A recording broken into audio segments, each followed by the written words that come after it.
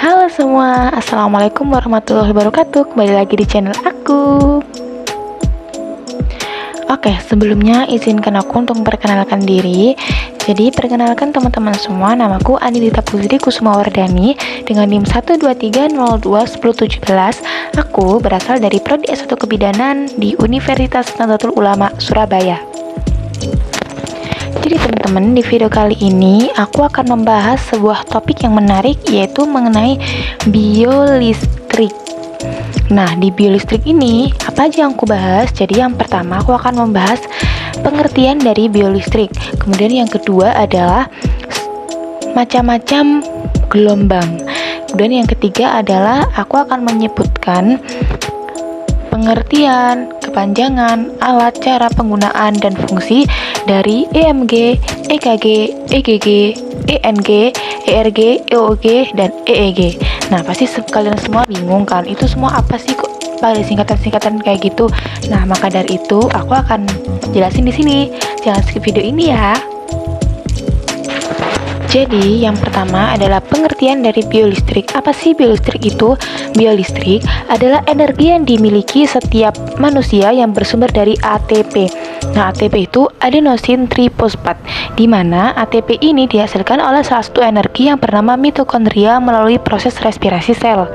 Nah, biolistrik juga merupakan fenomena sel. Sel-sel mampu menghasilkan potensial listrik yang merupakan lapisan tipis muatan positif pada permukaan luar dan lapisan tipis muatan negatif pada permukaan dalam bidang batas atau membran.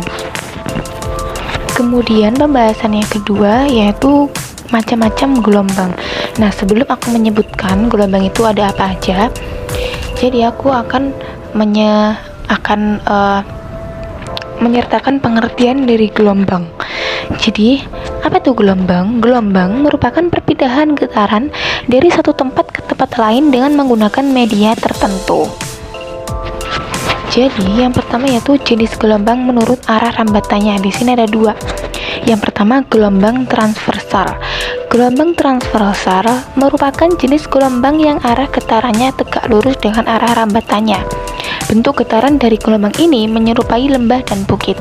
Contohnya, itu bisa dilihat dari gelombang pada ria air atau gelombang pada benang yang digetarkan.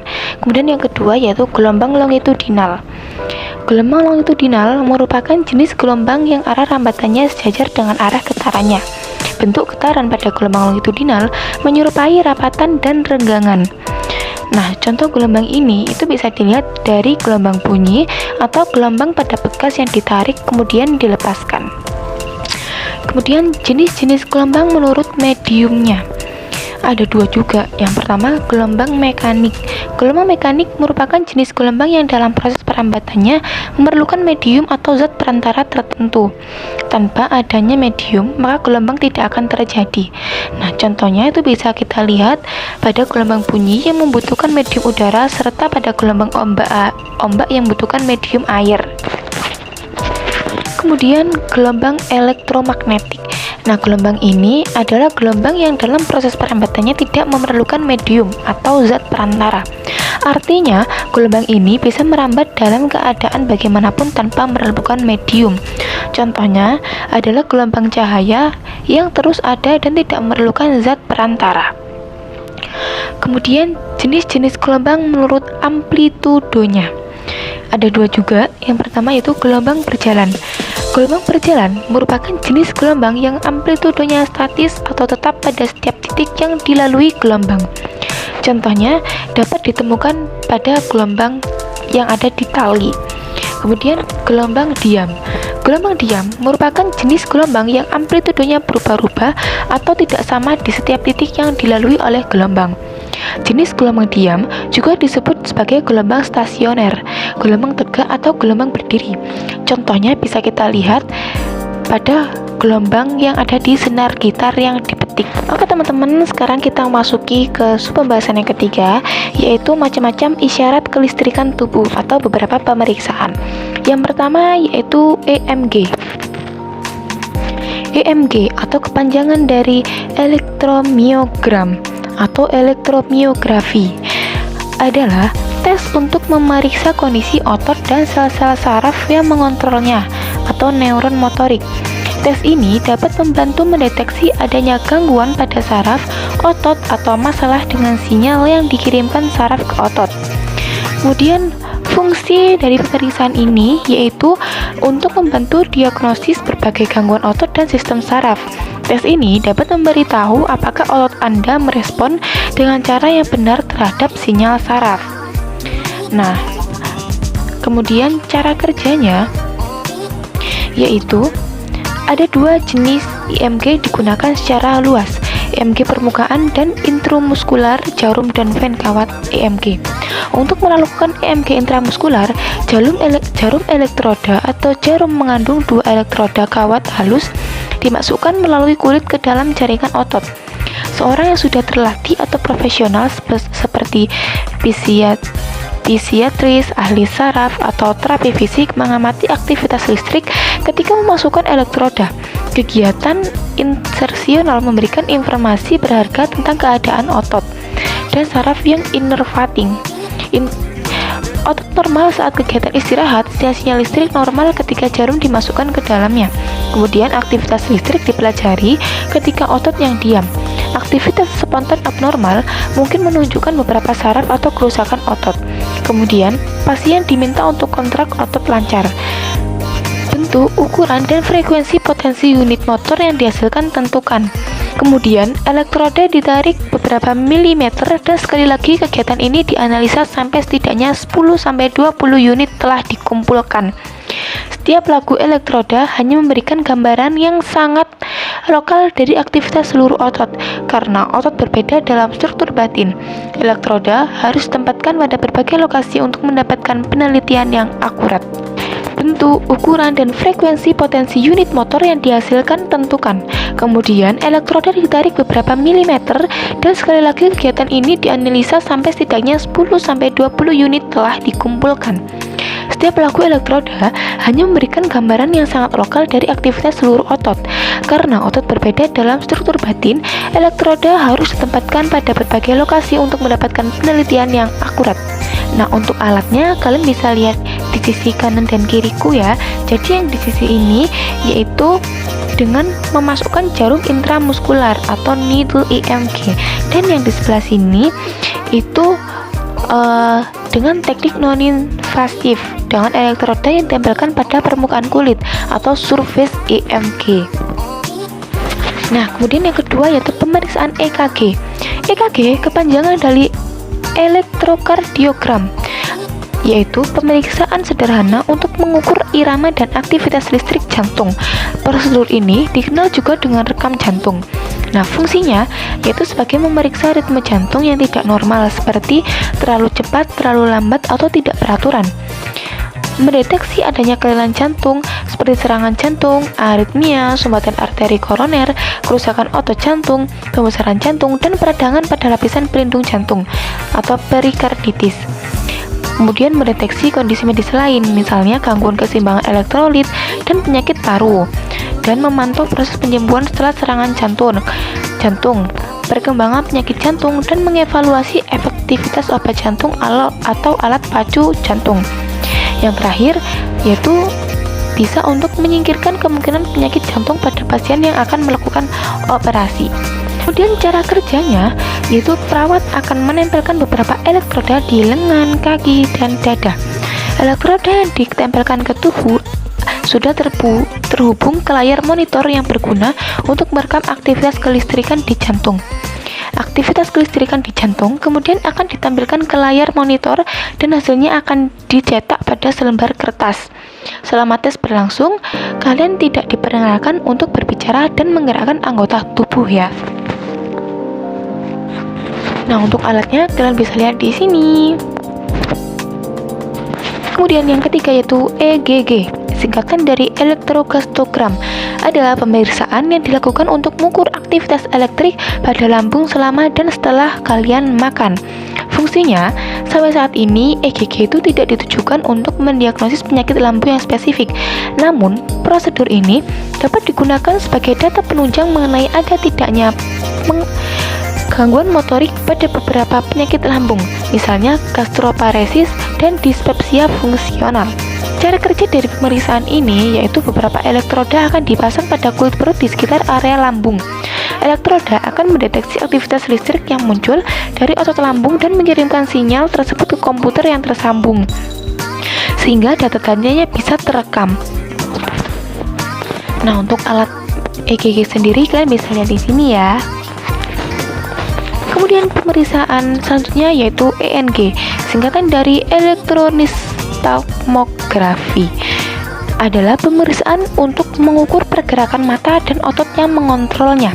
Fungsi dari pemeriksaan ini yaitu dilakukan untuk mendeteksi gangguan pada sistem vestibular yang meliputi bagian telinga dalam, otot mata, dan jaringan saraf yang menghubungkan keduanya untuk mengirim sinyal ke otak. Nah, cara kerja dari pemeriksaan ENG ini yang pertama yaitu pemasangan alat. 5 buah elektroda akan ditempelkan di area sekitar mata menggunakan lem khusus. Kalian akan diperiksa di sebuah ruangan gelap selama prosedur. Nah, untuk mengatur alat uji pada pengaturan yang tepat, kalian diharuskan untuk melihat mengikuti titik laser yang bergerak sebelum tes dimulai. Kalian harus mengikuti instruksi yang diberikan dokter atau petugas medis yang melaksanakan tes ENG. Kemudian yang kedua yaitu tes pergerakan mata. Tes pertama akan dilakukan dengan mata tertutup. Kalian akan dimintai melihat lurus ke depan dan kedua sisi. Selama tes ini, pergerakan mata itu akan direkam. Setelah itu, tes ENG ini akan merekam pergerakan mata yang mengikuti pergerakan bolak-balik pendulum. Tes ketiga melibatkan pengukuran gerakan mata saat mengikuti pergerakan beberapa objek yang bergerak keluar dari batas pandang. Setiap kali satu objek melintas, mata diharuskan fokus pada pergerakan objek selanjutnya. Pembacaan tes ENG ini akan dilakukan saat menggerakkan kepala dari sisi satu ke sisi lainnya, termasuk saat mengarahkan kepala ke atas dan bawah. Nah, kemudian kalian akan diminta untuk menggerakkan badan serta kepala dalam beberapa posisi. Kemudian yang ketiga yaitu melakukan tes uji kalori. Nah, menjelang akhir tes ENG, pergerakan mata akan direkam sementara air dingin dan air hangat diletakkan dalam telinga Anda. Pada kasus tertentu, udara dingin dan hangat akan dihembuskan ke dalam telinga kalian. Bagian tes ini disebut uji kalorik. Nah, tes kalorik pada ENG ini tidak akan dilakukan jika kalian memiliki gendang telinga yang bolong. Pasalnya, air yang digunakan dapat masuk ke telinga bagian tengah dan berisiko menyebabkan infeksi telinga. Kemudian selanjutnya yaitu pemeriksaan ERG. ERG, kepanjangan dari elektroretinogram, adalah tes mata yang mengevaluasi fungsi retina, film yang melapisi bagian dalam mata. Uji ERG membantu mendiagnosa penyakit pada retina. Nah, fungsi pemeriksaan ini yaitu untuk mencatat bentuk kompleks potensial biolistrik yang terdapat pada retina mata dikerjakan melalui rangsangan cahaya sistem retina. Nah, sistem kerja pada uji ERG ini, pasien akan memakai tambalan mata dan duduk dalam ruang gelap selama 30 menit. Kemudian, peneliti akan menempelkan elektroda ke dahi pasien dan tidak menimbulkan rasa sakit. Begitu juga semua pengguna elektroda dalam tes ini. Setelah itu, tambalan pada mata dilepaskan. Permukaan mata pasien akan mati rasa dengan tetes mata dan lensa kontak yang akan ditempatkan pada mata pasien. Pasien tidak dapat melihat, kemudian disorotkan cahaya dan mata akan berkedip. Yang berkedip adalah lensa kontak mata ketika disorot cahaya. Kemudian pemeriksaan EEG, yaitu kepanjangan dari elektroencephalogram, yaitu rekaman aktivitas listrik otak yang digunakan untuk mendiagnosis kondisi neurologis seperti gangguan kejang atau epilepsi. Nah, fungsi dari pemeriksaan ini yaitu 1. Untuk mendiagnosa dan mengklasifikasikan epilepsi. 2. Mendiagnosa dan lokalisasi tumor otak, infeksi otak, pendarahan otak, dan Parkinson. Kemudian yang ketiga, mendiagnosa lesi desak ruang lain. Yang keempat, mendiagnosa cedera kepala. Kelima, periode keadaan pingsan atau dementia narkolepsi. Dan yang terakhir, untuk memonitor aktivitas otak saat seseorang sedang menerima anestesia umum selama perawatan. Kemudian, sistem kerja dari pemeriksaan ini itu dapat diukur dengan menempatkan elektroda di kulit kepala melalui tengkorak yang tidak dibuka atau dengan elektroda yang diletakkan di atas atau di dalam otak. Nah, kemudian yang terakhir yaitu pemeriksaan EOG. Kepanjangan dari elektrookulogram adalah suatu pengukuran atau pencatatan berbagai potensial pada kornea retina sebagai akibat perubahan posisi dan gerakan mata. Fungsi dari EOG ini untuk mencatat atau mengukur berbagai potensial pada kornea retina sebagai akibat perubahan posisi dan gerakan mata. Kemudian cara kerja dari pemeriksaan elektrookulografi ini, yang pertama yaitu elektroda ditempatkan di sekitar mata mengukur potensi EOG. Kedua, potensi ini merupakan fungsi dari posisi mata relatif terhadap kepala. Pada dasarnya, perbedaan antara tegangan elektroda atas dan bawah mata B, C menunjukkan posisi vertikal mata relatif terhadap kepala. Berbeda antara tegangan dari elektroda ke kiri dan kanan mata atau D, E menunjukkan posisi horizontal mata relatif terhadap kepala. A adalah sebuah elektroda referensi ditempatkan pada dahi. Baik teman-teman, cukup sampai di sini video yang kupaparkan ke kalian. Kita sudah membahas semua pembahasan ya, dari yang pengertian biolistrik dan macam-macam gelombang dan isyarat kelistrikan tubuh manusia. Itu tadi ya, ada 8. Nah, semoga ilmu ini bermanfaat untuk kalian. Dan terima kasih buat kalian yang telah nonton dan tidak men-skip video ini. Jangan lupa like, comment, subscribe, and share video ini ke teman-teman kalian. See you in my next video. Assalamualaikum warahmatullahi wabarakatuh.